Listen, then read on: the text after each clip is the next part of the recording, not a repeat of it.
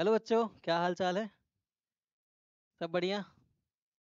तो भाई, मेरा नाम प्रिंस राज पासवान और मैं आपके यूट्यूब चैनल अमरदीप एकेडमी पे आपका हार्दिक स्वागत करता हूं।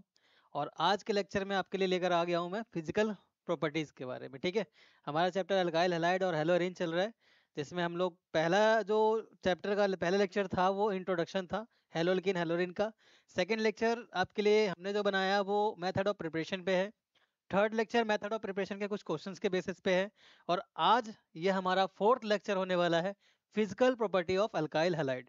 और बहुत इंपॉर्टेंट लेक्चर ये भी है क्योंकि एनसीईआरटी के थ्योरी पे ऑर्गेनिक के कंपाउंड्स बच्चों पे कम होते हैं, और फिजिकल केमिस्ट्री से जो क्वेश्चंस है वो रीजनिंग वाले, वाई वाले और एजर्सन रीजन वाले, स्टेटमेंट्स वाले, ये क्वेश्चंस पूछे जाते हैं। ठीक है, और अगर मैं बात करूँ एंट्रेंस के पॉइंट ऑफ व्यू से, तो बच्चा इसमें एक बॉइलिंग पॉइंट का टॉपिक आएगा, मेल्टिंग पॉइंट का टॉपिक आएगा।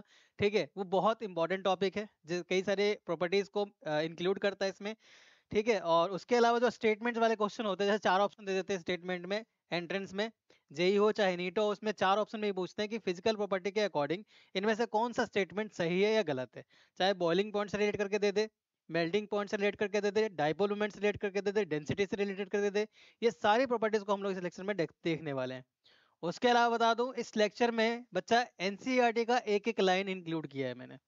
तो इसके बाद आपको एनसीईआरटी भी पढ़ने की जरूरत नहीं है, और यहाँ से आप नोट्स भी बना सकते हो। क्लियर है? तो पूरी लेक्चर देखना, पूरा अटेंड करना, और होपफुली कुछ सीख के जाओगे, टाइम आपका वेस्ट नहीं होगा। क्लियर? तो स्टार्ट करते हैं फिर, टाइम वेस्ट ना करते हुए, सीधी बात, नो बकवास।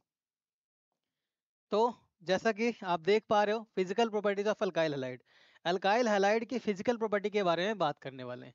ठीक है, जिस बच्चे का ये अभी इस लेक्चर को देख रहे हो, तो वो पीछे जाके बाकी लेक्चर्स को इंक्लूड करके, बाकी लेक्चर्स को अटेंड करके आओ बेटा यहाँ तक, तभी जाके जो है अच्छे तरीके से समझ में आ पाएगा। ठीक है, और अगर आपको अच्छे से आता है तो आप यहाँ से भी कंटिन्यू कर सकते हो। तो अल्काइल हैलाइड की कौन कौन सी बेसिक फिजिकल प्रॉपर्टी हो सकती है, उनको हम डिस्कस कर रहे हैं यहाँ पे। ओके, तो कुछ स्टेटमेंट्स हैं, जो स्टेटमेंट्स जस्ट आपको याद रखना है, नोट्स बनाने हैं। जैसे कि पहला स्टेटमेंट पढ़ो, alkyl halide are colourless when it's pure. कोई भी अल्काइल हैलाइड अगर रूम टेम्परेचर पे है, बंद कमरे में है, विदाउट लाइट के प्रेजेंस में, यानी एब्सेंस ऑफ लाइट पे है, तो उसका कोई कलर नहीं होता, वो कलरलेस होता है। ठीक है, बात समझ में आ रही है? अल्काइल हैलाइड जितने भी होते हैं, कुछ की बात कर रहा हूं मैं, सबकी बात नहीं कर रहा। तो आर एक्स, और एक्स यहाँ पे क्या होगा, एक्स यहाँ पर क्या होगा, जैसे फ्लोरीन मान लो, ठीक है, और क्लोरीन मान लो। यहाँ पर मैं आयोडीन को और ब्रोमीन को इंक्लूड नहीं कर रहा हूँ। रीजन, क्योंकि आयोडीन और ब्रोमीन जो है वो कलर प्रोड्यूस करता है, कलर को प्रोड्यूस करता है जब वो लाइट के प्रेजेंस में होता है। हालांकि लाइट के एब्सेंस में जो आरएक्स होते हैं वो कलरलेस होते हैं। तो यही बच्चा इन स्टेटमेंट लिखा हुआ है कि अल्काइल हैलाइड जो है वो कलरलेस होता है जब वो प्योर होता है, लेकिन कुछ अल्काइल हैलाइड जैसे ब्रोमाइड हो गया, ठीक है, आयोडाइड हो गया, ये कलर डेवलप कर लेते हैं कब, जब वो लाइट के कांटेक्ट में आते हैं। और ये साइन भी मैंने दिखा रखा है लाइट का, ठीक है, ताकि आपको समझ में, जैसे ही लाइट के कांटेक्ट में आते हैं तो कलर ऑब्टेन होता है। अब यहाँ पर सोचने वाली बात बच्चे ये है कि अगर लाइट के कांटेक्ट में आता है तो कलर ऑब्टेन कैसे करता है, क्या रीजन होता होगा लाइट के आते हैं कि कलर शो हो रहा है। तो ये कहीं ना कहीं 11th क्लास के स्ट्रक्चर ऑफ एटम में तुमने पढ़ा होगा इसका रीजन, कि कोई भी एटम और मॉलिक्यूल्स के जो इलेक्ट्रॉन्स होते हैं, जैसे ही इनको एनर्जी मिलता है, जैसे ही इनको लाइट मिलता है, तो लाइट मिलते ही बच्चा एटम को क्या मिल जाता है, एनर्जी। एनर्जी मिलते ही ये नेक्स्ट ऑर्बिट में ट्रांसफर हो जाता है। ठीक है, लेकिन इलेक्ट्रॉन की मजबूरी है कि वो हमेशा अपने ही घर में रहेगा। स्टेबिलिटी स्टेट में अगर रहना है उसको, तो ग्राउंड स्टेट में ही रहेगा वो, क्योंकि इलेक्ट्रॉन तभी स्टेबल होता है जब एनर्जी कम होती है। Electrons always remains in lower state, lower energy state, हमेशा लोअर एनर्जी वाले स्टेट पे रहेगा, लोअर ऑर्बिटल्स वाले स्टेट पे रहेगा। तो हम क्या कहना, आउटर एटम के अंदर जब आउटर से, इनर से आउटर की तरफ जाते हैं तो एनर्जी बढ़ता चला जाता है। ठीक है, यानी कि लोअर ऑर्बिटल जो है उसमें एनर्जी कम है और हायर ऑर्बिटल पे एनर्जी ज्यादा है। तो हायर ऑर्बिटल पे इलेक्ट्रॉन स्टेबल नहीं रह पाता। तो जैसे ही तुम लाइट इसमें पास होता है, लाइट पास होते ही इलेक्ट्रॉन एक्साइट होकर के दूसरे ऑर्बिट पे तो चला जाता है, लेकिन वो स्टेबल नहीं रह पाएगा, वो वापस से आएगा। तो जिस एनर्जी से जाता है उसी एनर्जी से वापस आ जाता है। ठीक है, अब यही एनर्जी क्या है ना, रेडिएशन के फॉर्म में यहाँ पे रिलीज हो जाता है। मतलब जो तुम लाइट एनर्जी के फॉर्म में दे रहे हो, वो लाइट एटम का इलेक्ट्रॉन एक्सेप्ट करेगा, हायर स्टेट पे चला जाएगा, लेकिन इलेक्ट्रॉन हमेशा लोअर स्टेट पे रहना चाहता है, लोअर एनर्जी लेवल पे रहना चाहता है, तो वो इलेक्ट्रॉन वापस से आ जाएगा, और जो इलेक्ट्रॉन आएगा वो रेडिएशन के फॉर्म में बाहर एमिट कर देगा। अब जब रेडिएशन के फॉर्म में बाहर एमिट हो रहा है, तो रेडिएशन का जो सिंबल होता है वो वेव के फॉर्म में होता है, क्योंकि एक तरीके का लाइट है। और वेव का क्या होता है, कैरेक्टरिस्टिक वेवलेंथ। अगर कोई भी लाइट है तो किस फॉर्म में ट्रेवल करता है, वेव के फॉर्म में। और वेव का कैरेक्टरिस्टिक क्या होता है, वेवलेंथ होता है।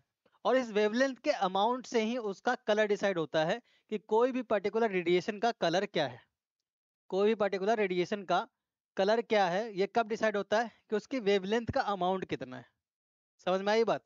इसलिए यहाँ पर ब्रोमीन और आयोडीन डेवलप करते हैं कलर को जब वो लाइट के कांटेक्ट में आते हैं, क्योंकि एनर्जी एक्सेप्ट करते ही उनका इलेक्ट्रॉन हायर स्टेट पे चला जाता होगा, लोअर आते ही रेडिएशन के फॉर्म में निकल जाता होगा, रेडिएशन के फॉर्म में, ठीक है, वो लाइट एनर्जी। और वही उसी का जो पर्टिकुलर वेवलेंथ होगा उस तरह का कलर शो करेगा। हालांकि ये आपके ऑर्गेनिक चैप्टर से बिल्कुल परे था, लेकिन जस्ट एक रीजन के बेसिस पे बता दिया कि अगर कोई बच्चा सोच भी रहा हो कि ब्रोमाइड्स और आयोडाइड या कोई भी एटम लाइट के कांटेक्ट में आते ही कलर शो क्यों करता है, तो जस्ट ये इसका इसके पीछे की कहानी है, रीजन है, ये आपको 11th से ही पता होना चाहिए था। ठीक है, तो जैसा कि मैं बोलता हूँ कि भाई आपका टाइम वेस्ट नहीं होगा, कुछ ना कुछ तो सीख के जाओ। आप कितना भी पढ़ के आ रहे हो ना, चाहे कुछ एक लाइन क्यों ना सीख जा रहे हो, एक एक चीज एक्स्ट्रा तुम्हें मिलेगा ही मेरे लेक्चर्स में। ठीक है, ये जस्ट एक मेहनत है जो मैं आपके लिए कर रहा हूँ।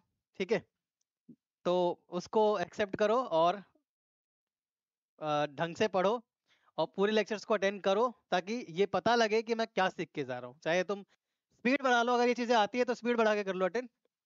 पॉइंट नंबर 2 पढ़िए। मैनी वोलाटाइल हेलोजन कंपाउंड्स, कई सारे जो वोलाटाइल हेलोजन कंपाउंड्स हैं वो कैसे होते हैं, स्वीट स्मेल के होते हैं।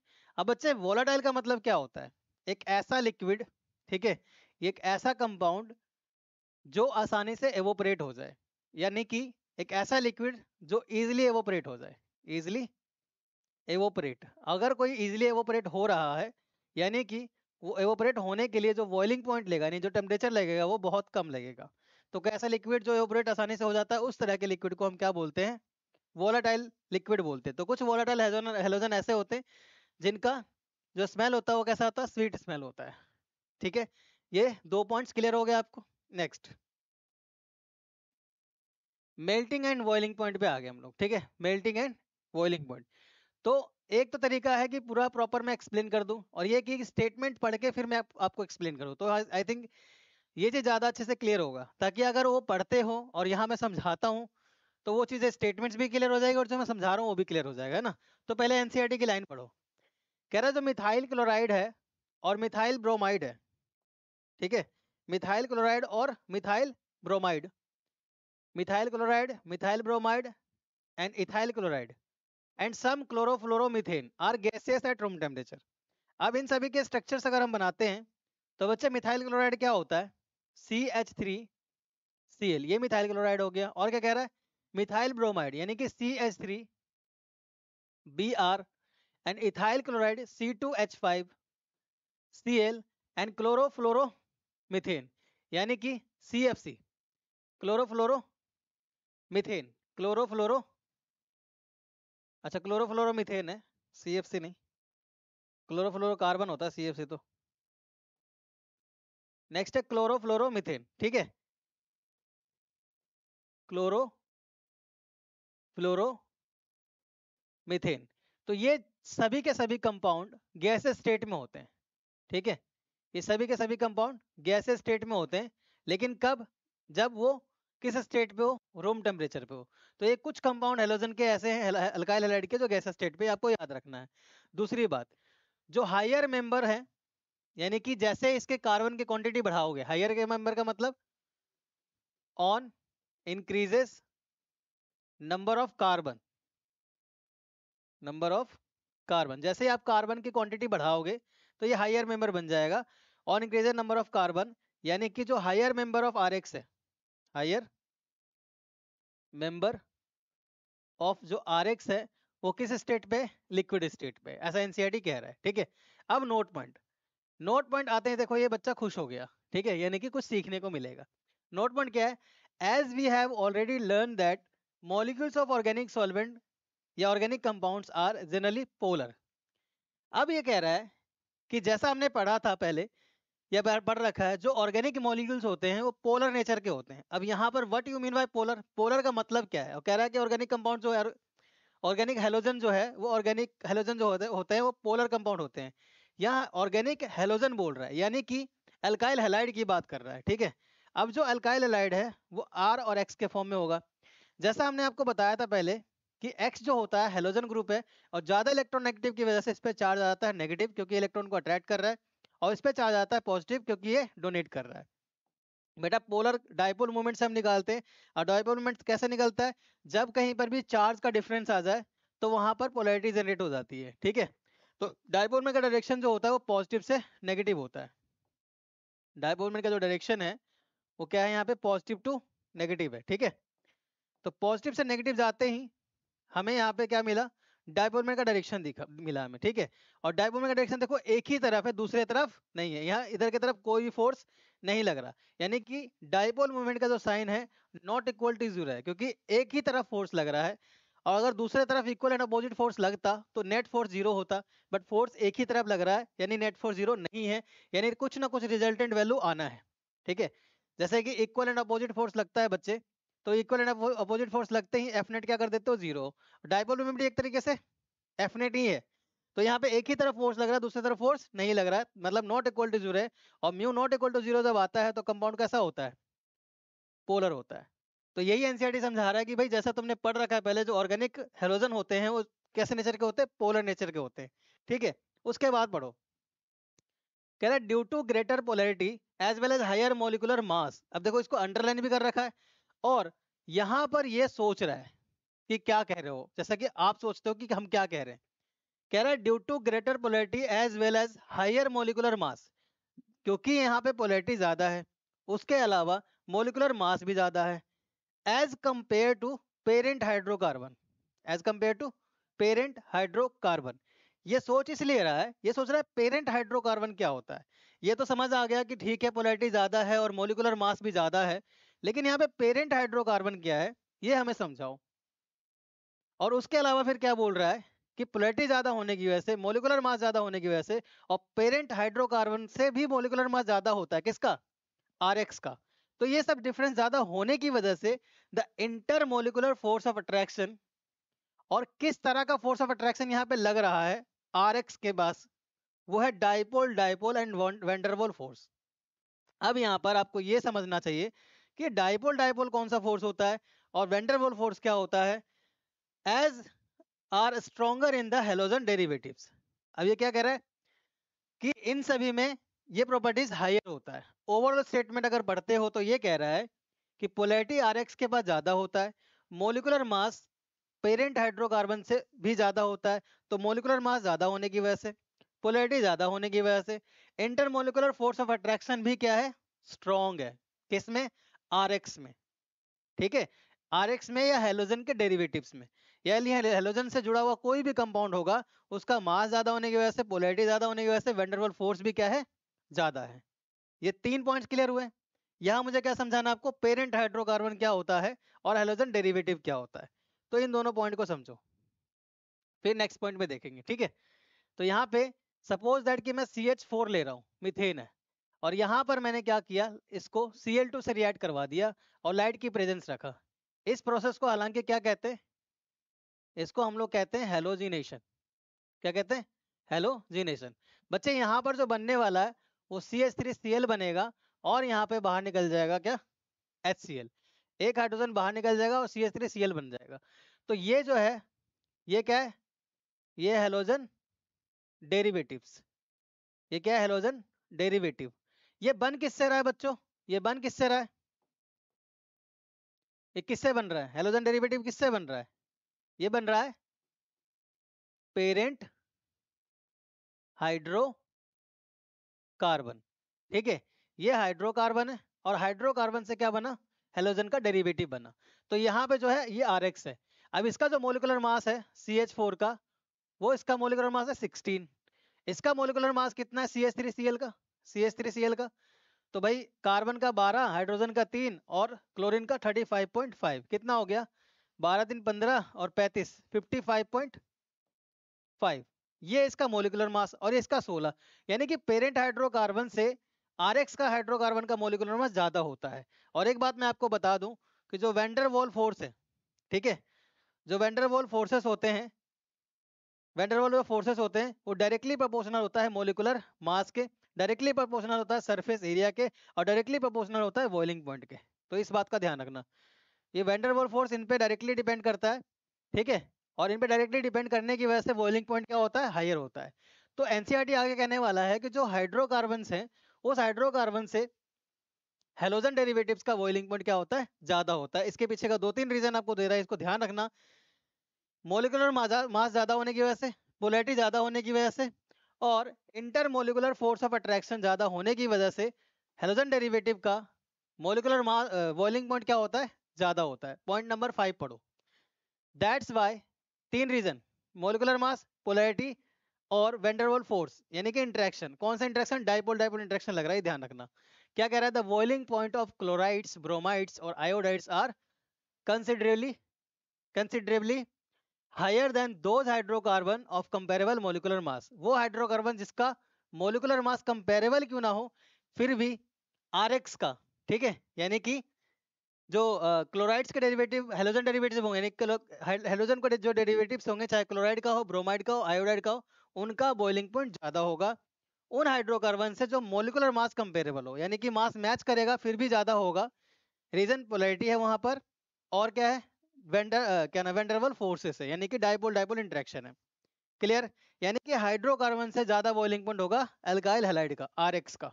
ठीक है, पॉइंट नंबर 6 पढ़ो। The attraction get stronger as the molecule get bigger in size.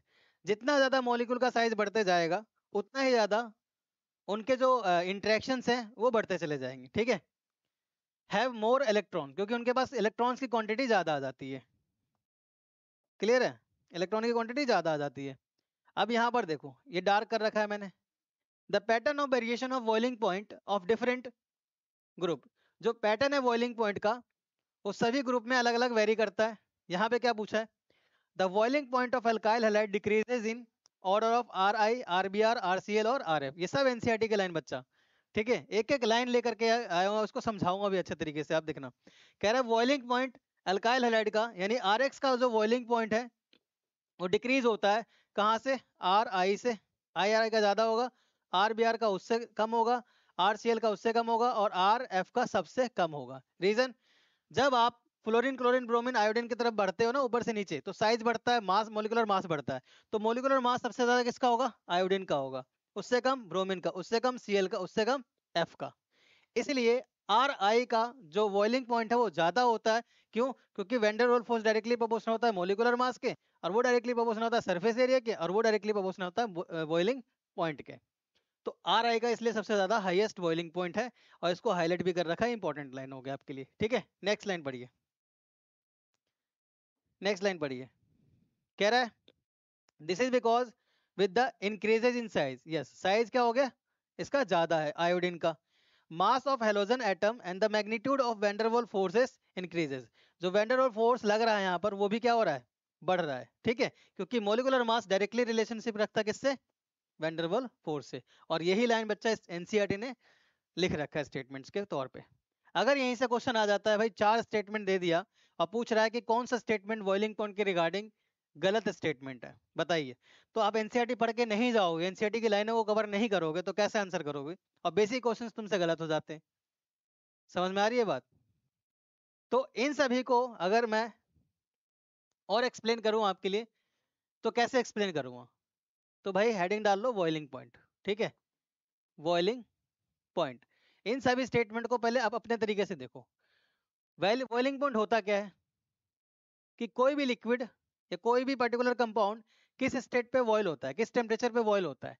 ठीक है, अगर किसी का मान लो कोई लिक्विड है, ठीक है, अब वो लिक्विड, ये दो दो मार्कर क्यों चल रहा है यार, ध्यान से समझना एक बार, ठीक है, प्यार से समझो, आराम से पढ़ो, इसलिए मैं बिल्कुल आराम आराम से पढ़ाता हूँ। ये लो, ब्लैक ले रहा हूँ तो यहाँ पे ब्लू चल रहा है, ब्लू ले रहा हूँ तो पिंक चल रहा है, क्या हो गया इसको। यहाँ पे मान लो कोई सॉल्वेंट वो एवोपरेट हो रहा है, यहाँ जो प्रेशर लग रहा है बच्चे, ये प्रेशर एटमॉस्फेरिक प्रेशर है, और यहाँ जो बॉयल हो रहा है, ठीक है, ये वेपर प्रेशर है। वेपर प्रेशर एटमॉस्फेरिक प्रेशर जिस स्टेट पे इक्वल हो जाए उस स्टेट को हम क्या बोलते हैं? बॉइलिंग पॉइंट बोलते हैं।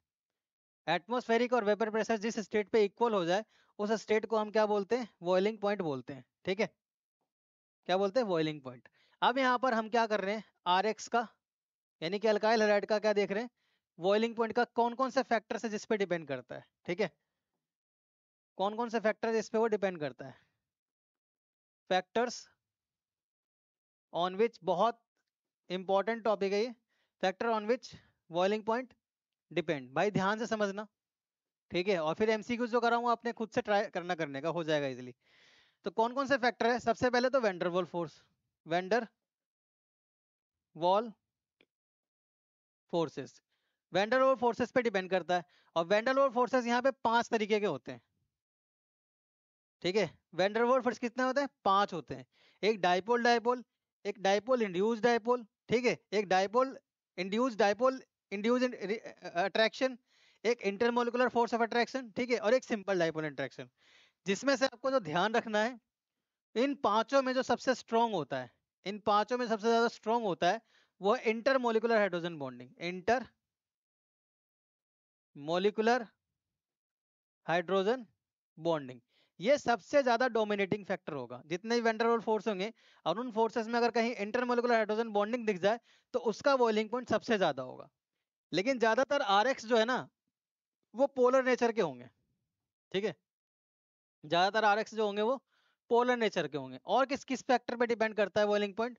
तो सरफेस एरिया, ठीक है, सरफेस एरिया पे डिपेंड करता है। क्योंकि बच्चे सरफेस एरिया जो होता है ना वो डायरेक्टली प्रोपोर्शनल होता है वेंडरवॉल फोर्स के, वीडी फोर्सेस, वेंडरवॉल फोर्सेस के। उसके अलावा क्या ध्यान रखोगे? और किस पे डिपेंड करता है? मोलिकुलर मास पे। कोई भी कंपाउंड है जितना ज्यादा मोलिकुलर मास बढ़ेगा, जितना ज्यादा मोलिकुलर मास बढ़ेगा बॉइलिंग पॉइंट उतना ही ज्यादा बढ़ेगा। ठीक है, तीसरा फैक्टर है ब्रांच, ब्रांच, ठीक है, ब्रांच जितना ज्यादा बढ़ाओगे, जितना ज्यादा बढ़ाओगे उस कंपाउंड का सरफेस एरिया, सरफेस एरिया उतना ही ज्यादा कम होगा। ठीक है बच्चा, जितना ज्यादा ब्रांच बढ़ाओगे उतना ज्यादा सरफेस एरिया कम होगा। और सरफेस एरिया का डायरेक्टली प्रोपोर्शनल होता है वंडर वॉल फोर्स, और वंडर वॉल फोर्स का डायरेक्टली प्रोपोर्शनल होता है बॉइलिंग पॉइंट। यानी कि हम कह सकते हैं कि बॉइलिंग पॉइंट जो होता है, boiling point inversely proportional to branch. Reason? Directly भी किसके हैं? सरफेस एरिया के। और surface area branch inversely proportional होते हैं। जैसे कि एग्जांपल मैं करवाता हूं आपको। एक कार्बन, दो कार्बन, तीन कार्बन, चार कार्बन और ये 5 कार्बन मैंने ले लिया। इसका फॉर्मूला क्या है? C5 और H12, C5H12, जिसको हम बोलते हैं बच्चे N पेंटेन बोला जाता है। ठीक है, ये कंपाउंड मैंने ए ले लिया। बी में मैं ले रहा हूँ 1 2 3 4 और ये 5, 5 कार्बन ए भी है। C5H12 वो भी है। इसका नाम क्या है? इसका नाम होगा 2 मिथाइल ब्यूटेन। एक और कंपाउंड ले रहा हूं मैं सी, 1 2 3 4 और ये 5। इसको बोलते हैं हम लोग, अगर ऐसे नेमिंग करते हो इसका, इस तरह से ऐसे नेमिंग करते हो तो 1 2 3 2,2 डाई मिथाइल हो जाएगा, 2,2 डाई मिथाइल और क्या हो जाएगा? प्रोपेन। एक चीज तुम्हें देखने को मिल रहा होगा, यहां पर भी C5H12 भी है। तो क्या देख पा रहे हो कि केमिकल फॉर्मूला तो सेम है लेकिन तीनों के स्ट्रक्चर्स अलग अलग हैं। तो कहीं ना कहीं ये आइसोमर बन गया। और आइसोमर का बॉइलिंग पॉइंट किस तरह से डिफरेंट है देखो। सरफेस एरिया के बॉइलिंग पॉइंट क्या है? डायरेक्टली प्रोपोर्शनल है। जितना ज्यादा सरफेस एरिया होगा उतना ज्यादा बॉइलिंग पॉइंट बढ़ेगा। पर ब्रांच का क्या है? इनवर्सली प्रोपोर्शनल है। तो आप देख पा रहे हो इस कंपाउंड में क्या दिख रहा है तुमको कि यहां पर इतना सरफेस एरिया है, जैसे ही एक ब्रांच आया सरफेस एरिया कम हो गया, जैसे ही दो ब्रांच आया, ठीक है, सरफेस एरिया और ज्यादा कम हो गया। एक मिनट, जैसे जैसे जैसे जैसे जैसे ब्रांच बढ़ाते जा रहे हो वैसे वैसे सरफेस एरिया क्या होता जा रहा है? कम होते जा रहा है। 1 2 3 4 और ये 5, ये डाइमिथाइल है। ठीक है, जैसे जैसे सरफेस एरिया बढ़ाते जा रहे हो वैसे वैसे ब्रांच, सॉरी, जैसे जैसे ब्रांच बढ़ाते जा रहे हो सरफेस एरिया वैसे वैसे कम होता जा रहा है। ठीक है, तो सबसे ज्यादा बॉइलिंग पॉइंट किसका हो गया? हालांकि मोलिकुलर मास तो सबका सेम ही होगा, C5 का मतलब 12 इंटू 5 60 प्लस में 12, तो 60 प्लस 12 कितना होता है 72। तो भाई मोलिकुलर मास तो सबका सेम है ना, और मोलिकुलर मास के डायरेक्टली प्रोपोर्शनल है बॉइलिंग पॉइंट, तो हम डिसीजन तो ले ही नहीं पाएंगे। तो ऐसे में यानी कि आइसोमेरिक फॉर्म में अगर कंपाउंड दे रखा हो तो सरफेस एरिया देखेंगे और क्या देखेंगे, और ब्रांच देखेंगे। समझ में आई बात? तो अब समझ में आ गया होगा किसका बॉइलिंग पॉइंट ज्यादा होगा। सबसे ज्यादा बॉइलिंग पॉइंट होगा ए का, क्योंकि सरफेस एरिया ज्यादा है। उससे कम होगा बी का, उससे कम होगा सी का। फैक्टर्स क्या दोगे, रीजन क्या दोगे, सरफेस एरिया। ये थोड़ा हैंडल करो यार, मार्कर दो दो चल रहा है, ठीक है, मतलब समझ आ रहा होगा। तो सरफेस एरिया जो है ए का ज्यादा होगा, उससे कम बी का, उससे कम सी का। तो नेक्स्ट स्टेटमेंट देखो, जो मैंने पढ़ाया है अभी आपको समझाया है उसी के बेसिस पे, यानी कि पॉइंट नंबर आप 7 पढ़िए। The boiling point of isomeric haloalkane, जो भी मैंने बताया था आपको, आइसोमर मतलब क्या होता है, same chemical formula different structure. The boiling point of isomeric haloalkane decreases with increases branching. जैसे जैसे आप ब्रांच को बढ़ाओगे वैसे वैसे उसका बॉइलिंग पॉइंट क्या हो जाएगा बेटा, घट जाएगा। एग्जाम्पल कह रहा है 2 ब्रोमो 2 मिथाइल प्रोपेन का जो बॉइलिंग पॉइंट है has the lowest boiling point among 3 isomers. अच्छा, तो 2 ब्रोमो 2 मिथाइल प्रोपेन है, 2 ब्रोमो 2 मिथाइल प्रोपेन को रिप्रेजेंट करते हैं, ठीक है, 2 bromo 2 methyl propane. Okay, 2 bromo 2 methyl propane था, 1 2 3 कार्बन, और एक पे बी आर है यानी कि ब्रोमीन है, यहाँ पे ब्रोमीन है, और यहाँ पर मिथाइल था, ठीक है। तो 1 2 3, 2 ब्रोमो, ये हो गया 2 ब्रोमो और 2, एक minute, 2 bromo 2 methyl propane, 2 bromo 2 methyl propane. कह रहे हैं इसका जो बॉइलिंग पॉइंट है वो कम है बाकियों से, यही बोला ना, 2 bromo 2 methyl propane has lowest boiling point among 3 isomers. कौन सा आइसोमर्स है 3, 3 आइसोमर्स की बात कर रहा है, ये रहा ए बी और सी, और ये तो रहा स्ट्रक्चर 2 ब्रोमो 2 मिथाइल प्रोपेन का, ये रहा स्ट्रक्चर 2 ब्रोमो। बनाओ कि नहीं, टाइम वेस्ट हो रहा है, चलो बता देता हूँ।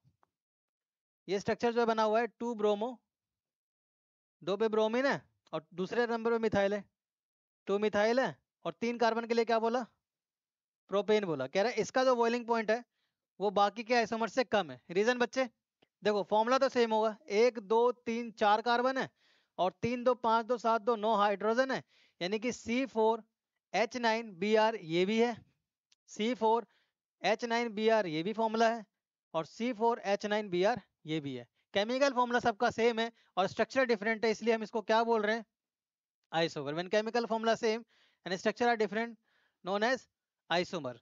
तो इसका बॉइलिंग पॉइंट ज्यादा है, उससे कम बॉइलिंग पॉइंट इसका, और उससे कम बॉइलिंग पॉइंट इसका। रीजन, रीजन क्या दोगे, सरफेस एरिया, है ना, क्योंकि ब्रांच बढ़ते जा रहा है, और जितना ज्यादा ब्रांच बढ़ेगा सरफेस एरिया उतना ही कम होगा, और बॉइलिंग पॉइंट भी उतना ही बेटे कम होगा। ठीक है, क्लियर है? बिल्कुल एनसीईआरटी पढ़ा रहा हूँ, कुछ भी एक्स्ट्रा नहीं जा रहा, और इसी के बेसिस पे देखना एंट्रेंस के क्वेश्चन और एग्जाम के क्वेश्चन, एग्जाम्पलर के क्वेश्चन यूं बनेंगे चुटकियों में। ठीक है, एनसीईआरटी से बाहर कुछ नहीं आता, सिंपल है, तरीके से पढ़ो बस। पढ़िए नेक्स्ट। हाउएवर, इसके बाद 7 पॉइंट्स आपके क्लियर हो गया, और पूरी तरह से सारे पॉइंट्स कैसे थे, एनसीईआरटी के थे। समझ आ रहा है, क्लियर हो रहा है, तो लाइक और शेयर कर दो।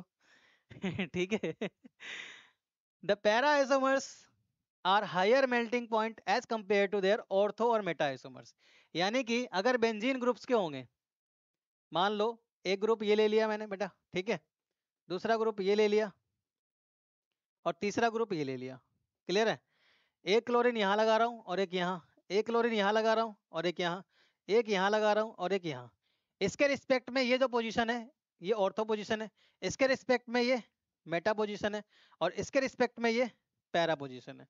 एनसीईआरटी कह रहा है कि जो पैरा आइसोमर है उसका मेल्टिंग पॉइंट क्या है, ज्यादा है as compare to meta isomer के। रीजन क्या दे रहा है, बहुत बढ़िया, बहुत इंपॉर्टेंट, क्या रीजन है, सिमेट्री ऑफ पैरा आइसोमर जो होता है वो फिट हो जाता है किसमें, क्रिस्टल लैटिस में, एज कंपेयर टू ऑर्थो और मेटा के।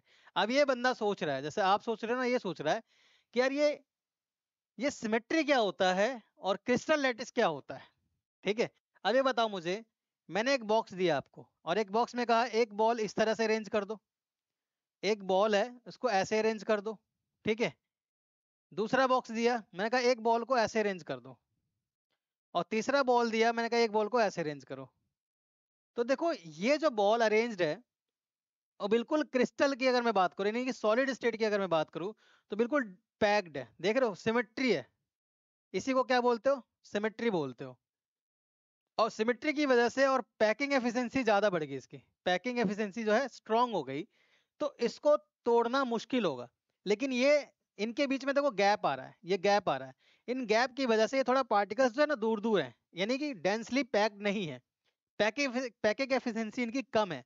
और पैकिंग एफिशिएंसी कम होने की वजह से ये जो है ना, ये जल्दी मेल्ट हो जाएगा, ठीक है, मेल्ट होने में टाइम नहीं लगाएगा, क्योंकि ऑलरेडी ये दूर दूर है, ठीक है। ऐसे ही ये तो सिमेट्री जो कंपाउंड्स होते हैं ना, सिमेट्रिकल कंपाउंड, उनकी जो पैकिंग एफिशिएंसी है ना वो ज्यादा होती है।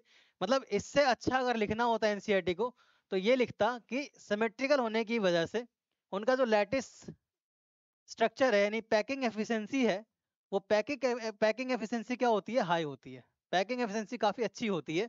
और ज्यादा पैकिंग एफिशिएंसी होने की वजह से ही उसका मेल्टिंग पॉइंट जो है ज्यादा है, ठीक है। समझ में आ रही है बात। तो इनमें ए बी सी में सबसे ज्यादा बॉइलिंग पॉइंट जो होगा ना, सबसे ज्यादा जो बॉइलिंग पॉइंट होगा वो किसका होगा, सी का होगा। रीजन क्या दोगे, packing efficiency, due to packing efficiency. या फिर अगर स्टेटमेंट्स वाला आता है, एजर्सन रीजन आता है, पहला स्टेटमेंट देखो, मैं क्वेश्चन बनाता हूँ, ठीक है। क्वेश्चन नंबर एजर्सन आ गया, ये सपोज दैट एजर्सन है, para isomer, para isomer having having more melting point than ortho and meta isomer। ये हो गया एजर्सन बेटे, ठीक है बच्चा। Reason due to symmetrical in nature, due to symmetrical in nature and higher packing efficiency, due to symmetrical nature and higher packing efficiency. एक reason उन्होंने दे दिया due to higher bond angle, ठीक है। एक रीजन दे देंगे due to higher molecular mass, एक रीजन दे देंगे due to higher surface area. तीन तीन रीजन दे दिया, ठीक है। अब किसी भी तरीके से पूछ सकते हैं। तो पहला स्टेटमेंट, पैरा का जो है मेल्टिंग पॉइंट ज्यादा होता है ऑर्थो से और मेटा से, बात क्लियर है। रीजन क्या है, due to symmetrical in nature, ये तुमने देखा, और पैकिंग एफिशिएंसी देखा, आंसर मार दिए, बाकी सोचना ही नहीं है। यानी एजर्सन रीजन है, दोनों सही है। और रीजन करेक्ट एक्सप्लेनेशन है किसका, एजर्सन का। अगर उसके जगह पर ये रीजन होता due to higher bond angle, है ना, अगर उसके जगह पर ये रीजन होता तो एजर्सन तो सही हो जाता, लेकिन रीजन गलत हो जाता। Due to higher molecular mass, तो ये बताओ भाई कि जब सबके फॉर्मूले सेम है,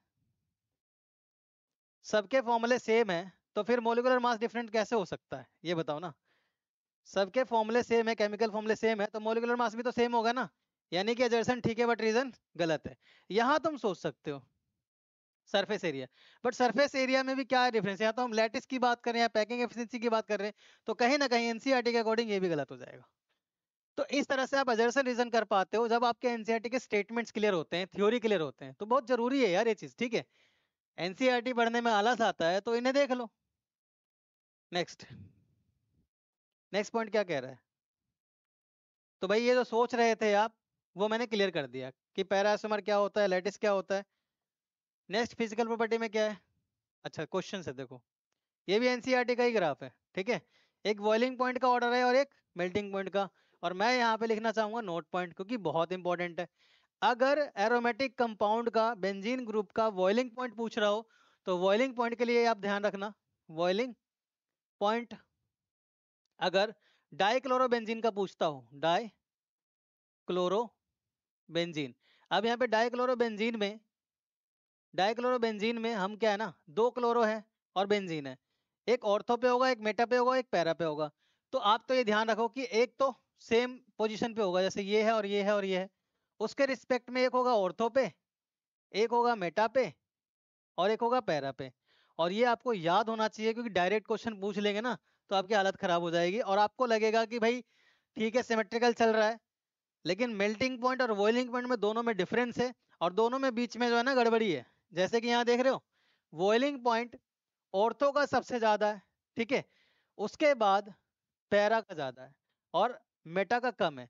तो बॉइलिंग पॉइंट अगर डाइक्लोरोबेंजीन का पूछते तो एक चीज याद करके जाना, एक चीज याद करके जाना, ऑर्थो का ज्यादा है, उससे कम पैरा, उससे कम मेटा, ठीक है। ओपीएम, ओपीएम कहते हो ना ओपी सर, ठीक है, ओपीएम, एम लगा देना। तो ये याद रख के जाओगे बॉइलिंग पॉइंट के लिए, ये याद रख के जाओगे बॉइलिंग पॉइंट के लिए, ठीक है। मेल्टिंग पॉइंट के लिए क्या याद रख के जाओगे, मेल्टिंग पॉइंट सबसे ज्यादा किसका है, मेल्टिंग पॉइंट सबसे ज्यादा पैरा का है। रीजन आपको बता दिया था, ड्यू टू, रीजन क्या दोगे, अभी पढ़ के आए ना, पैकिंग एफिशिएंसी है ना, due to, due to packing efficiency. इसकी जो पैकिंग एफिशिएंसी है वो हाईएस्ट होगी।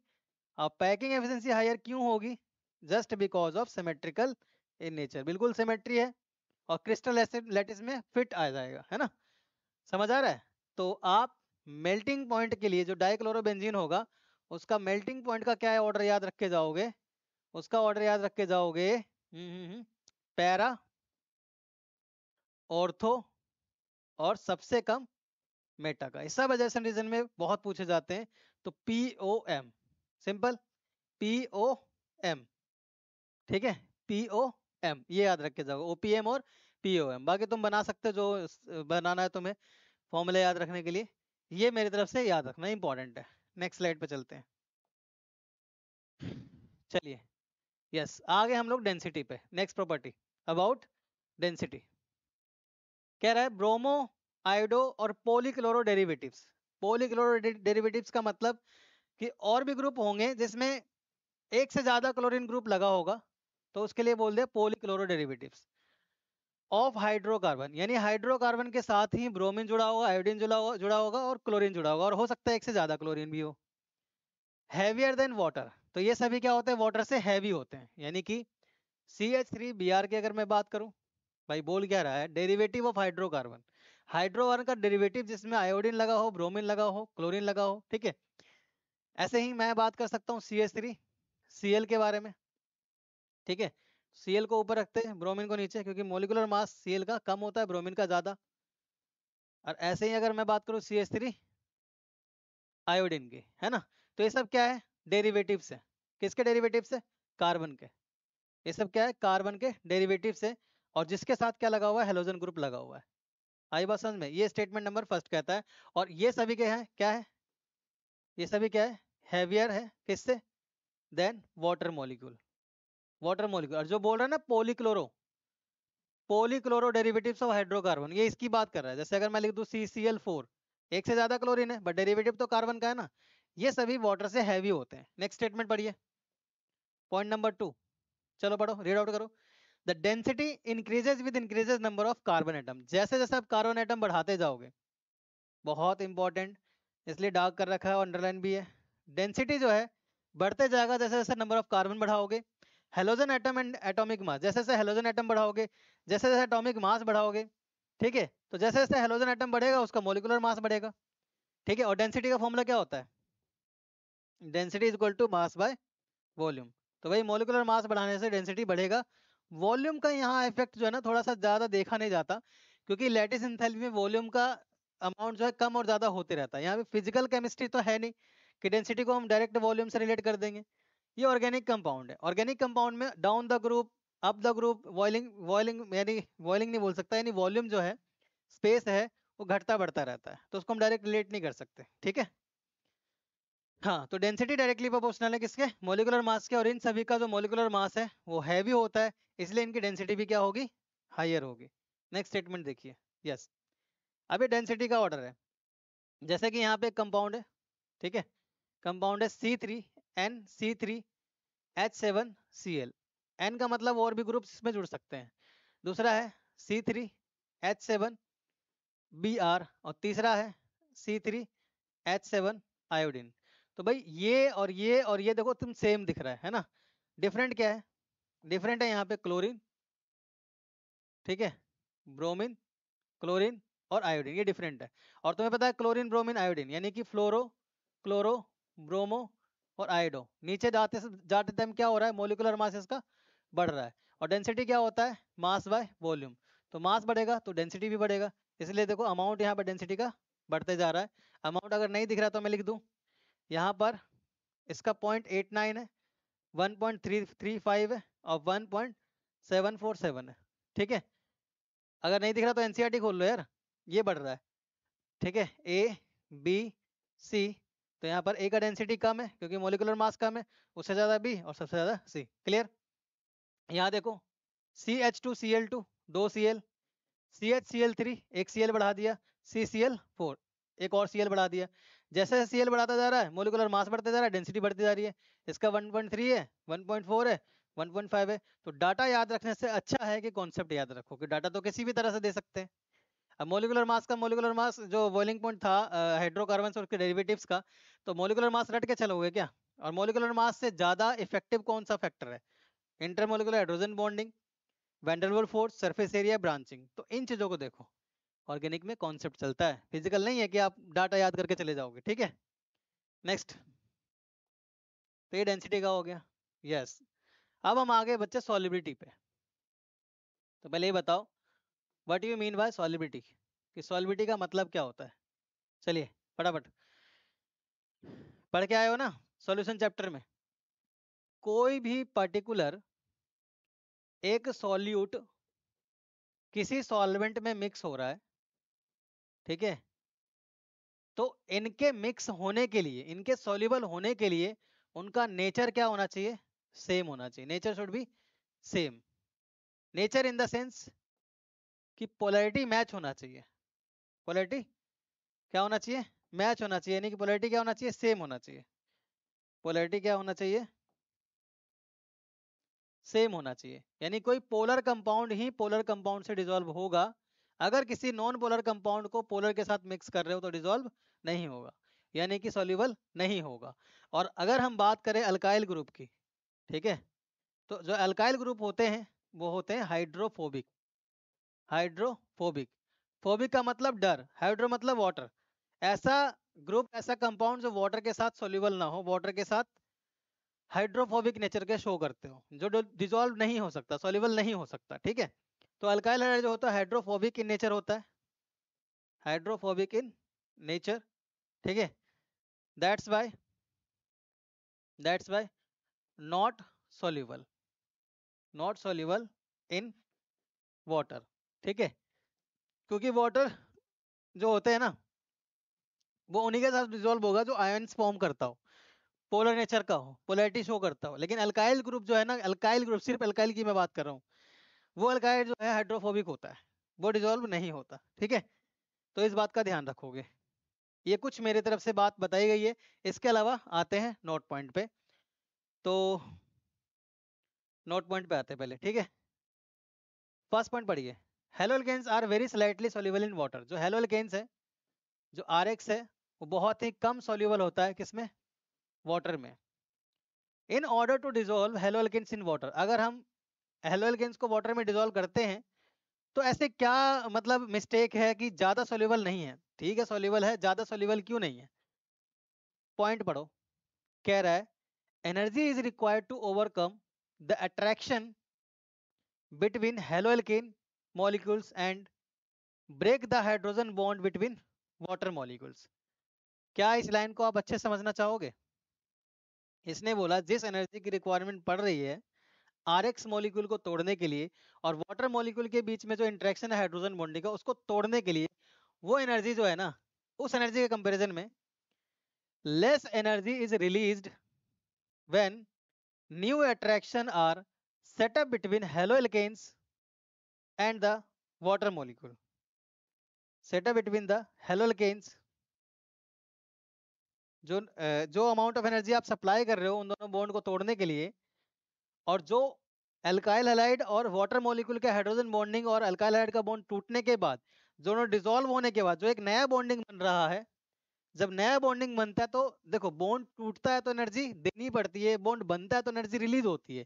तो जितना अमाउंट ऑफ एनर्जी सप्लाई कर रहे हैं ना, उतना अमाउंट ऑफ एनर्जी यहाँ पर रिलीज नहीं हो रहा है, कह रहा लेस एनर्जी रिलीज होता है जब दोनों के बीच में नया सेटअप बनता है, नया बॉन्ड बनता है। ठीक है, as these are these are not as strong as before as original bond in water। तो जो वाटर के अंदर बॉन्ड होता है ओरिजिनल हाइड्रोजन बॉन्डिंग, उसके कंपैरिजन में दोनों मॉलिक्यूल के बीच में जब नया सेटअप बनता है, नया बॉन्ड बनता है, तो उतना स्ट्रांग नहीं होता है। और किसी की सॉल्विटी की पहचान है कि उसका बॉन्ड स्ट्रांग होना चाहिए, अगर बॉन्ड स्ट्रांग नहीं है मतलब सॉल्युबल नहीं है। सही है, समझाते हैं इस चीज को। देखो मैंने सोच पा रहे हो क्या हो रहा है भाई। देखो ये अल्काइल हैलाइड है, ठीक है, ये अल्काइल हैलाइड है, और ये वाटर मॉलिक्यूल है, ये वाटर मॉलिक्यूल है। मैंने आपको बताया था कि कई सारे वैन डर वाल्स फोर्सेस में से जो सबसे स्ट्रॉन्ग फोर्स होता है बच्चे, वो जो फोर्स होता है वो कौन सा फोर्स होता है, हाइड्रोजन बॉन्डिंग का। तो यहाँ पर जो है, यहाँ पर जो फोर्स लग रहा है, यहाँ जो फोर्स लग रहा है, ठीक है, ये कौन सा फोर्स लग रहा है, हाइड्रोजन बॉन्डिंग का फोर्स लग रहा है, एच बॉन्डिंग। ध्यान से समझना, ठीक है, पूरी लाइन को एक्सप्लेन कर रहा हूँ अच्छे तरीके से। हाइड्रोजन, यार ये क्या हो गया इस मार्कर को, यहाँ जो है बच्चे वो हाइड्रोजन बॉन्डिंग का फोर्स लग रहा है, अच्छे से समझना। अब क्या है कि जब तक, देखो ये माना ए के मॉलिक्यूल्स है, ये माना बी के मॉलिक्यूल्स है, ए और बी को मिला करके तुम बनाने वाले हो ए और बी, सॉल्यूशन बनाने वाले हो, ठीक है। तो जब तक इनका बॉन्ड नहीं टूटेगा ना, तब तक नया बॉन्ड बनेगा ही नहीं, जाहिर सी बात है, ठीक है। तो यहाँ पर इनको बॉन्ड को तोड़ने में एनर्जी दी, bond energy, bond energy, energy supply किया। यहाँ भी इनके बॉन्ड को तोड़ने में हमने एनर्जी दिया, यहाँ भी बॉन्ड एनर्जी लगा। अब ये दोनों के बीच का इंटरेक्शन जो है तोड़ दिया हमने, ये हाइड्रोजन बॉन्डिंग टूट गया, यहाँ से आर एक्स का बॉन्डिंग टूट गया। अब इन दोनों के मिक्स होकर के यहाँ पर नया सेटअप बनने जा रहा है, ठीक है, आर, और यहाँ पे क्या है, ओ एच, एच, और इसके साथ बन गया एक्स। तो अब क्या है यहाँ पर, जो नेचुरल बॉन्डिंग था हाइड्रोजन बॉन्डिंग का, उसके कंपेरिजन में यहाँ पर जो है ना, ये वीक इंटरेक्शन बन रहा है, वीक इंटरेक्शन बन रहा है। और वीक इंटरेक्शन का मतलब तुम समझ रहे हो, ये कहीं ना कहीं सॉल्यूशन पे अगर जाते हैं तो नॉन आइडियल का एग्जांपल हो गया। अब यहाँ पर इनका इंटरेक्शन तो स्ट्रॉन्ग था, अब स्ट्रॉन्ग का मतलब यहाँ पर जो एनर्जी सप्लाई कर रहे हैं ना, वो एनर्जी ज्यादा सप्लाई कर रहे हैं।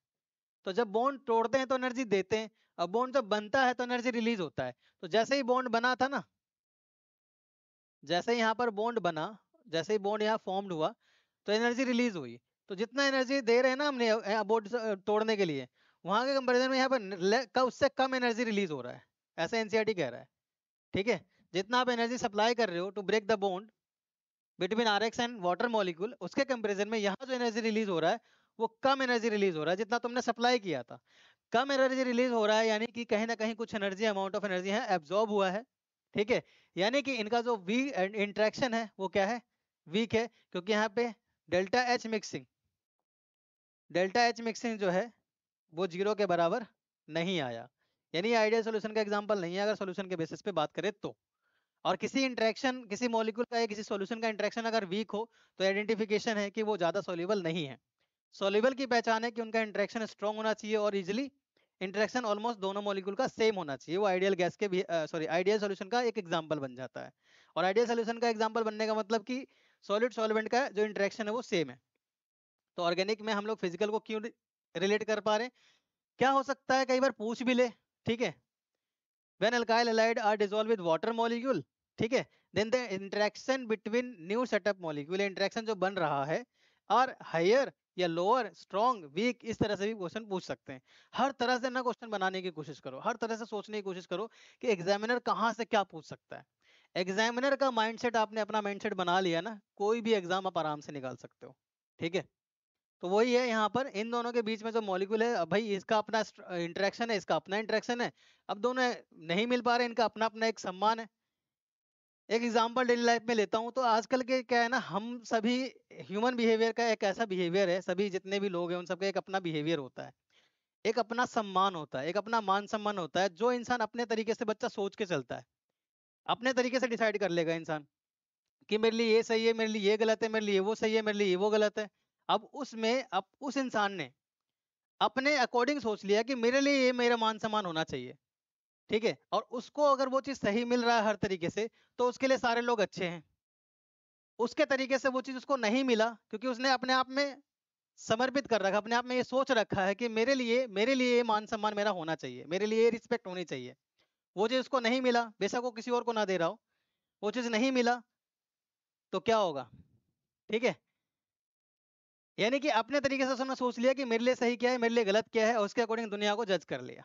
तो ऐसे यहाँ पर है, इसका अपना एटीट्यूड है, इसका अपना एटीट्यूड, इसका इसका बॉन्ड अपने आप में स्ट्रांग है, इसका बॉन्ड अपने आप में स्ट्रांग है। दोनों को हम जब मिलाएंगे, दोनों अपने एटीट्यूड में, दोनों का बॉन्ड क्या अपना अपना स्ट्रांग है, तो ये इनका जो बॉन्ड बनेगा, मिल तो जाएंगे जबरदस्ती, लेकिन स्ट्रांग वे में नहीं मिलेंगे। इनका जो इंटरेक्शन होगा इसके कंपैरिजन में वीक होगा। लॉस क्या हुआ? एनर्जी का। जितना एनर्जी यहाँ हमने दिया था, उतना एनर्जी यहाँ पे रिलीज ही नहीं हुआ, यानी कि ये सॉल्युबल नहीं है, इनके बीच में बॉन्डिंग अच्छी नहीं है। क्लियर? यानी कि RX जो होता है वाटर मॉलिक्यूल के साथ फेयरली सॉल्युबल होता है। अब RX किसके साथ डिसॉल्व हो जाएगा? RX हो जाएगा डिसॉल्व ऑर्गेनिक सॉल्वेंट के साथ। ऑर्गेनिक सॉल्वेंट के साथ डिसॉल्व हो जाएगा, उससे नेचर मैच कर जाएगा।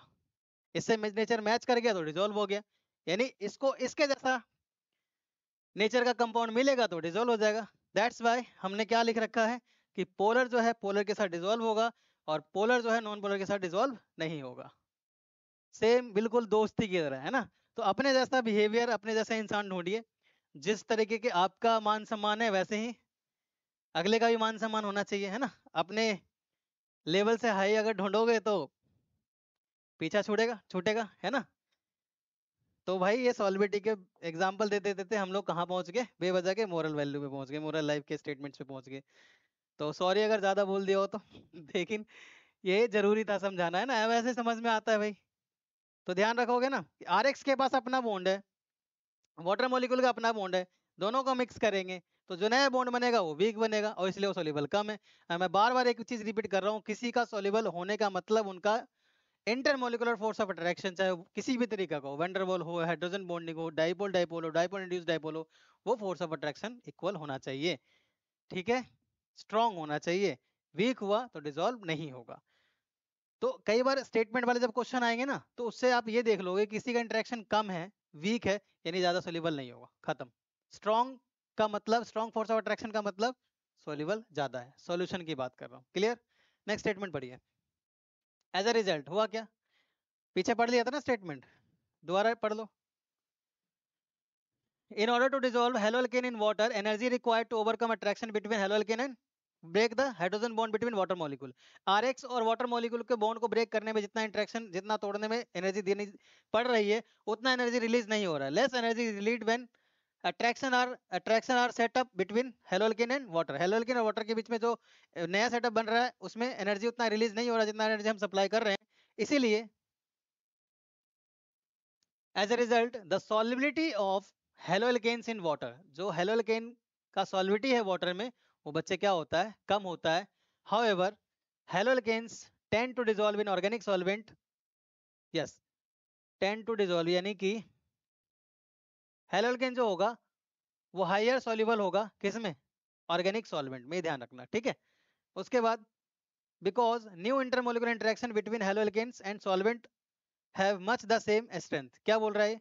जो haloalkane है, RX है, और कोई ऑर्गेनिक सॉल्वेंट है, ऑर्गेनिक सॉल्वेंट है, इन दोनों का जो इंट्रैक्शन है, इसका इंट्रैक्शन दोनों का क्या होता है? सेम होता है। और सेम इंट्रैक्शन होने की वजह से ये दोनों आपस में क्या होते हैं बच्चे? सॉल्युबल होते हैं। यानी कि कोई दो मिलकर के सॉल्यूशन बन रहा है, ठीक है, मैं और तुम अगर हम हो रहे हो तो उनका इंट्रैक्शन क्या होना चाहिए? स्ट्रांग होना चाहिए। ओके, समझ में आ गई बात? चलिए next. As the ones being broken the in the separate haloalkanes and solvent molecule, अच्छा, इनको अगर हमें इनके मॉलिक्यूल्स को अगर हम ब्रेक करते हैं तो सेम अमाउंट ऑफ एनर्जी देनी पड़ेगी, और जब रिलीज होगा तो ऑलमोस्ट लगभग same amount of energy release होगा, ठीक है, इसलिए इनका सोल्युबिलिटी ज्यादा है। नेक्स्ट लाइन, चलिए क्वेश्चन पे आ गए हम लोग। यानी कि फिजिकल प्रॉपर्टी में आपका मेल्टिंग पॉइंट और बॉइलिंग पॉइंट और डेंसिटी, तीन टॉपिक, और solubility, melting point, boiling point, density और सॉल्बिटी, 4 टॉपिक कवर अप होता है। एनसीईआरटी का एक एक लाइन कवर अप किया है। एग्जाम्पल लेने वाला हूँ, एनसीईआरटी के क्वेश्चन के अलावा एक्स्ट्रा क्वेश्चन भी लेकर आया हूँ। ठीक है, अगर समझ आया हो तो बस एक ही काम करो, फटाफट लाइक करो, शेयर करो, जिसको भी जरूरत है बच्चे उसको भेजो, हेल्प करो। यूनिवर्स में जो आप देते हो उसको रिपीट में आपको वापस वही मिलता है। दुनिया गोल है, ठीक है, कोई बच नहीं सकता। Believe on Karma. ठीक है। तो शेयर करोगे, आपके पास भी अच्छी चीजें वापस मिल करके आएगी, और मेरा मेहनत भी अगर हर बच्चे तक पहुंचता है तो मुझे भी बहुत अच्छा लगेगा। और जैसा मैंने बताया है कि जब आप कमेंट करते हो, ठीक है, जब आप क्वेश्चंस करते हो, होमवर्क सेंड करते हो, तो मुझे कॉन्फिडेंस बहुत मिलता है। ठीक है, और यही तो एक एनर्जी है जिस एनर्जी से मैं काम कर रहा हूँ बच्चे। Arrange each set of compounds in order to increasing boiling point. आपको इंक्रीजिंग बॉइलिंग पॉइंट के फॉर्म में लगाना है।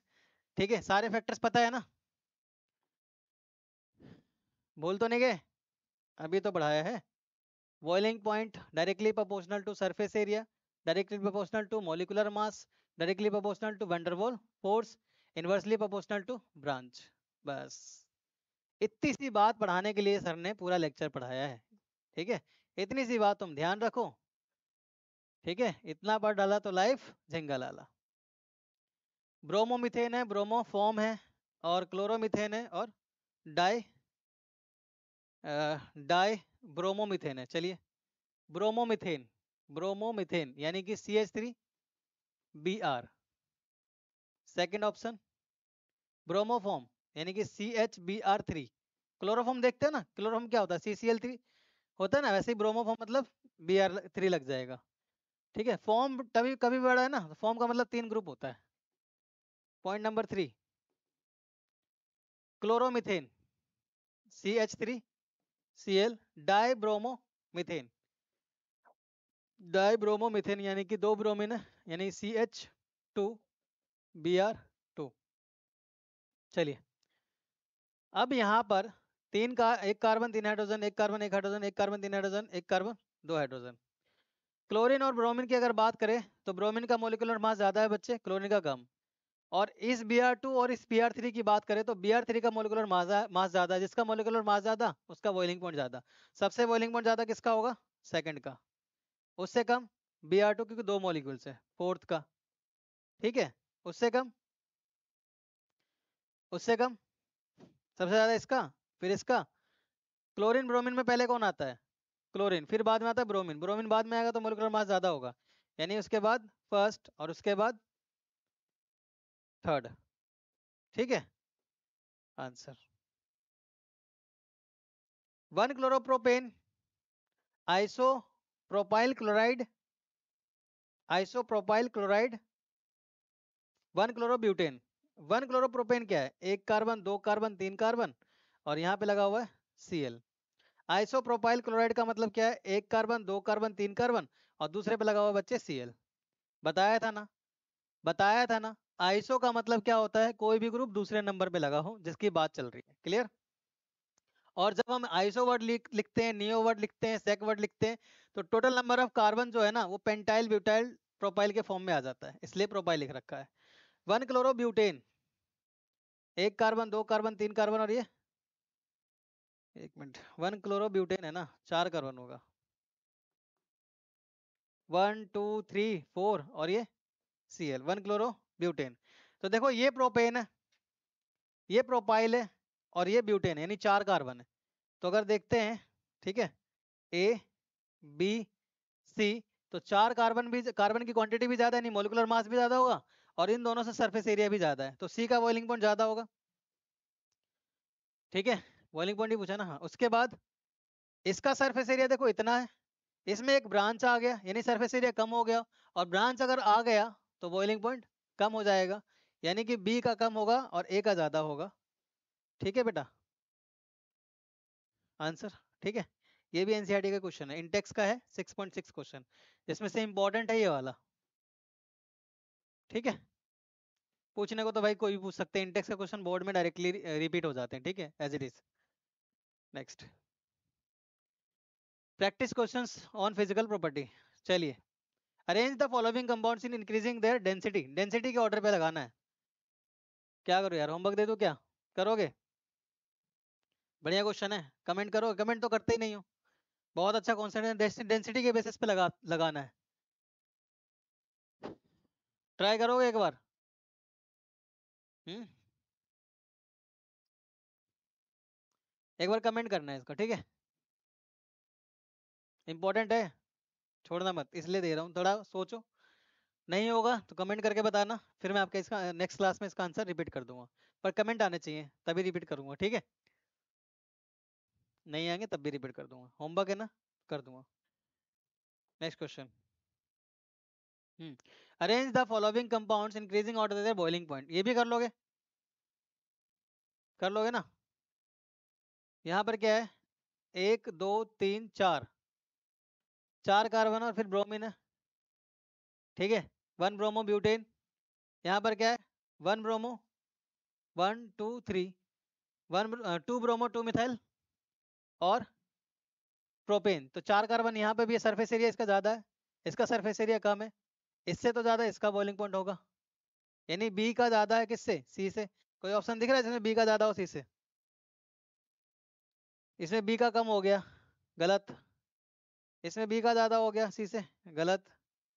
इसमें बी का ज्यादा हो गया सी से, गलत। एक ही ऑप्शन आ रहा है, बी का ज्यादा है सी से, बी का, एक मिनट, बी का ज्यादा है ना सी से, गलत कर रहा था।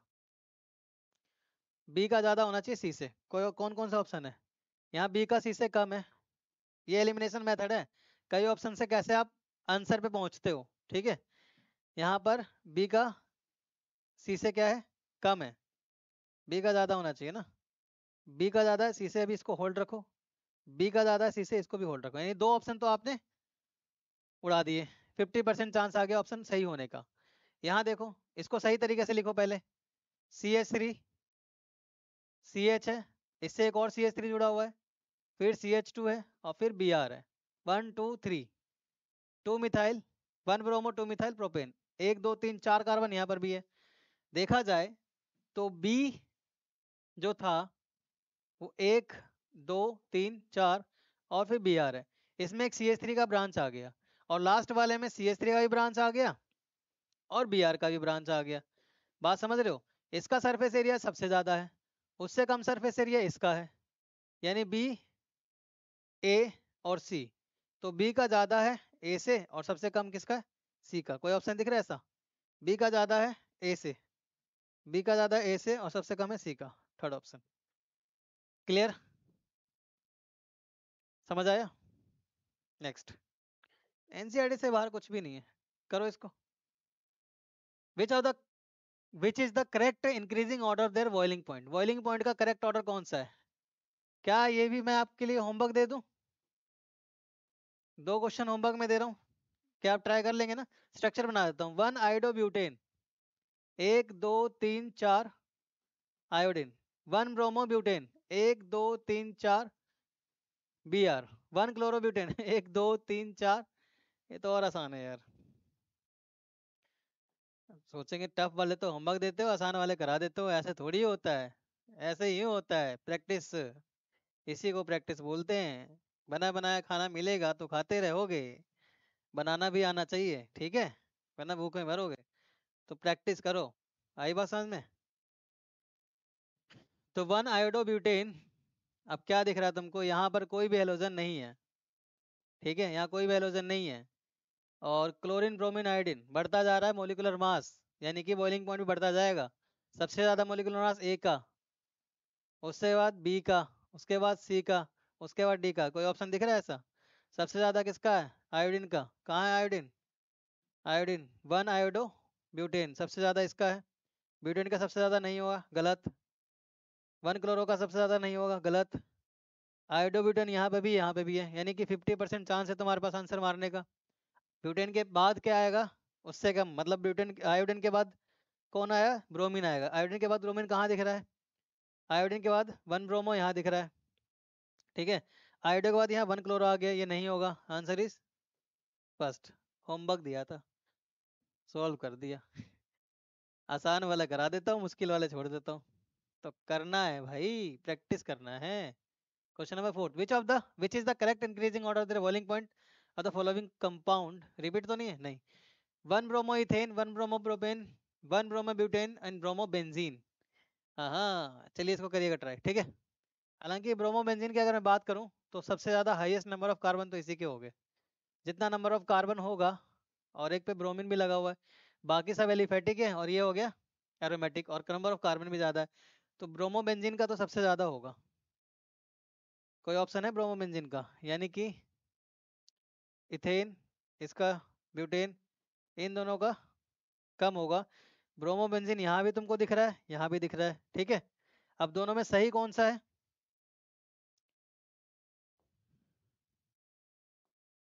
ए, बी, सी, डी, दोनों में सही कौन सा है? ये आप मुझे कमेंट करोगे। क्वेश्चन भेज देना ना, क्वेश्चन नंबर 4 का C option, A D option, ऐसे आसान ही है, तरीका बता ही दिया। Why is the solubility of haloalkane in water is very low? क्या इस आंसर को बताने की जरूरत है मुझे, या आप बता देंगे? फिजिकल प्रॉपर्टी से क्वेश्चन है ये, हल्के में लेते हो ना एनसीईआरटी को। एनसीईआरटी ऐसे डसेगा तुम्हें, वरना नेवले बन जाओ, नेवले, ठीक है। हम्म। जब आप हेलोजन को वाटर में डिसॉल्व करते हो, तो हेलोजन वाटर के मॉलिक्यूल के इंटरेक्शन को तोड़ने में ज्यादा एनर्जी देनी पड़ती है, लेकिन जैसे ही उन दोनों के बीच में नया सेटअप बनता है, एनर्जी कम रिलीज होता है, इंटरेक्शन वीक बनता है, इसलिए हेलोजन वाटर मॉलिक्यूल में सोल्यूबल नहीं होता। ये इसका आंसर आएगा। तो वहां से स्टेटमेंट्स को छाप लेना, कॉपी कर लेना, ठीक है। कौन सा था स्टेटमेंट? मैं लिख दूं आंसर कहाँ है, कौन सा पॉइंट है, कौन सा पॉइंट है, कौन सा पॉइंट है, कौन सा पॉइंट है?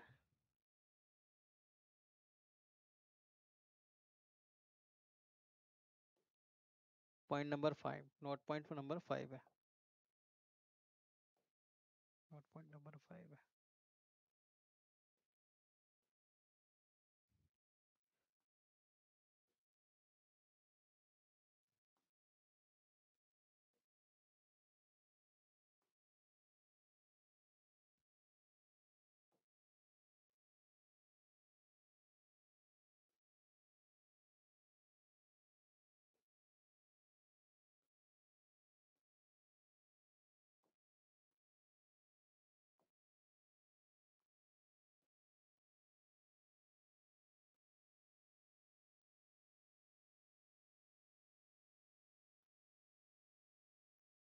कॉपी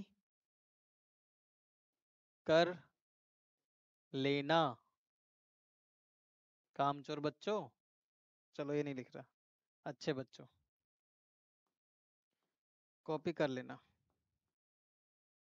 अच्छे बच्चों, ठीक है ना, अच्छे बच्चे, ठीक है, कर लेना इसको कॉपी। समझे? डायरेक्ट ही तो है, कोई दिक्कत थोड़ी है। चलिए next. Which of the following compound having highest melting point then point and why? किसका मेल्टिंग पॉइंट ज्यादा है और क्यों? मेल्टिंग वाला टॉपिक कहाँ है, कहाँ पढ़ा था हमने? अब यहाँ पर देखो, यहाँ पे भी मिथेन है, यहाँ पे भी मिथेन है, यहाँ पे भी मिथेन है, तीनों जगह पे मिथेन है, ठीक है, तीनों जगह पे मिथेन है।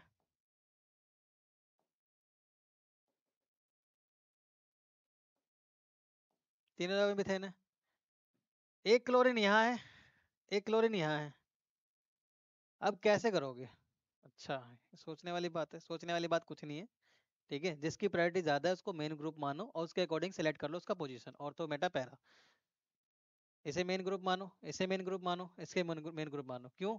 क्योंकि Cl यानी कि Fx का ग्रुप जो है, उसकी प्रायोरिटी ज्यादा होती है किससे? इसकी प्रायोरिटी ज्यादा होती है मेन ग्रुप सिलेक्ट करने के, किससे? आर से, ठीक है, आर से यानी कि, आर से यानी कि CH3 से। समझ में आई बात?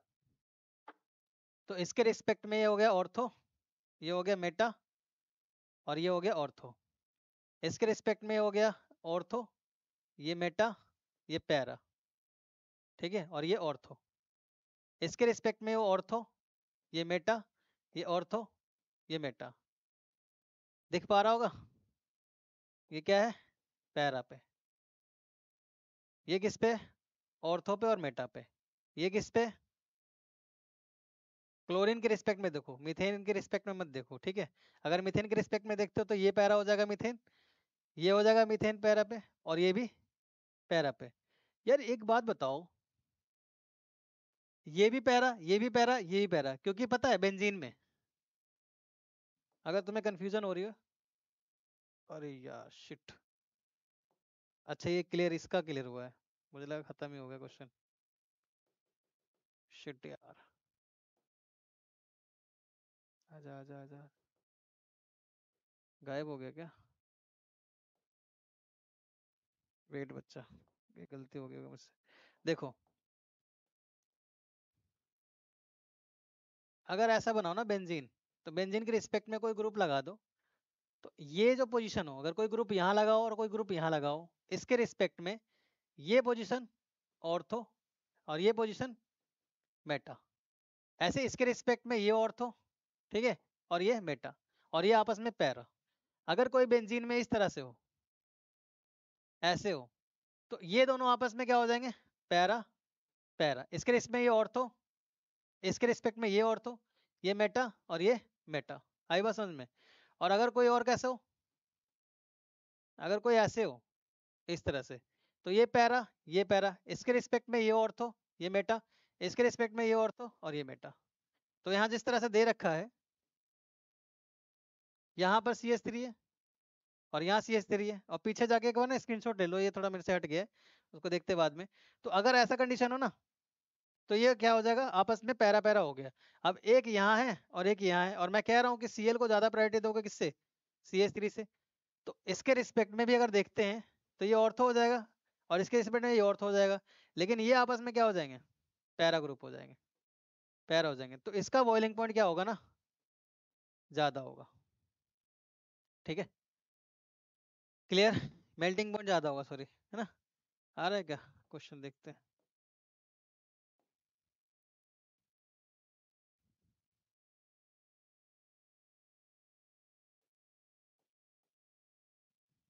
मिट ही गया यार।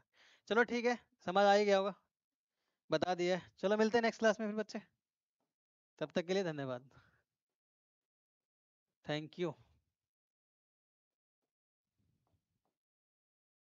मिलते हैं नेक्स्ट क्लास में। नोट बना लेना, नोट्स बना लेना, और अच्छे से इसको रिवाइज कर लेना। Okay, bye.